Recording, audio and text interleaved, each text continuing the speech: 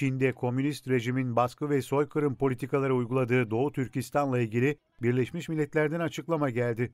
Birleşmiş Milletler İnsan Hakları Yüksek Komiseri Michelle Bachelet, Çin'in Sincan Uygur Özerk Bölgesi'ndeki ciddi insan hakları ihlallerinden endişe duyduklarını açıkladı. Birleşmiş Milletler Cenevre ofisinde 2021 yılını değerlendiren İnsan Hakları Yüksek Komiseri Bachelet, Sincan Uygur Özerk Bölgesi'nden insan hakları ihlalleriyle ilgili gelen raporların korkutucu boyutlarda olduğunu belirtti.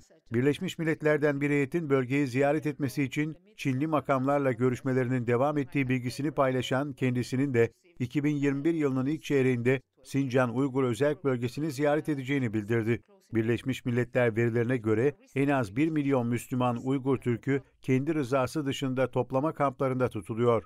Çin yönetimi Sincan Uygur Özerk Bölgesi'nde kaç kamp bulunduğuna, buralarda kaç kişinin olduğuna ve söz konusu kişilerden ne kadarının sosyal hayata döndüğüne ilişkin bilgi vermiyor. Çin'in bölgede yaşayan Müslüman Uygurları ve diğer azınlık Türk haklarını zorla kamplara alması ve kampların durumu hakkında net verileri paylaşmaması uluslararası kamuoyunda derin kaygılara yol açıyor. Birleşmiş Milletler ve diğer uluslararası örgütler kampların incelemeye açılması çağrılarını yinelerken Çin hükümeti şu ana kadar kendi belirlediği birkaç kampın az sayıda yabancı diplomat ve basın mensubu tarafından kısmen görülmesine izin verdi.